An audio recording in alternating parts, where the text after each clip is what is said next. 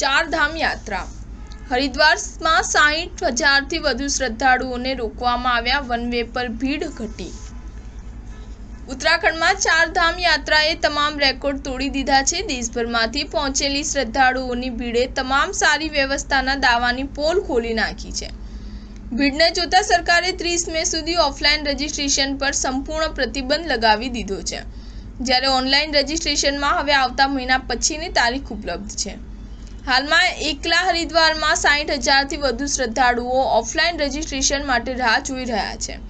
આ તમામ શ્રદ્ધાળુઓને પરત મોકલવા માટે પોલીસ પ્રયાસો કરી રહી છે, જેના કારણે ઘણી વખત પોલીસ સાથે દલીલો અને ઘર્ષણ પણ થયા છે।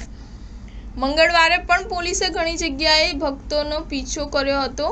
ચારધામ યાત્રા માટે ઉત્સાહથી ભરેલા શ્રદ્ધાળુઓ ઘણા દિવસોથી હરિદ્વારથી આગળ જવાનો રસ્તો શોધી શક્યા ન હોવાથી નિરાશા, ગુસ્સા અને પીડાથી ભરેલા જોવા મળી રહ્યા છે। હજારો પાછા ફર્યા છે અને હજારો હરિદ્વારમાં હજુ આશા સાથે રાહ જોઈ રહ્યા છે। તેમાંથી કેટલાક લોકો એવા પણ છે જે કેદારનાથમાં ગૌરીકુંડ સુધી મોટર રોડ છે, પરંતુ પેસેન્જર વાહનો સોનપ્રયાગ સુધી પહોંચી શકે છે। હવે પહેલા કરતાં કેટલાક વધુ મુસાફરો સોનપ્રયાગ પહોંચી રહ્યા છે, જેના કારણે કેટલાક પ્રવાસીઓ હોટલ, ધર્મશાળાઓની શોધમાં 5 કિલોમીટર આગળ ગૌરીકુંડ પહોંચ્યા છે। સોમવારે અને મંગળવારે ગૌરીકુંડ અને સોનપ્રયાગમાં તેમની ક્ષમતા કરતાં વધુ ભક્તો હાજર રહ્યા હતા। સ્ટાર ન્યૂઝ 7 હંમેશા સચ્ચાઈની સાથે।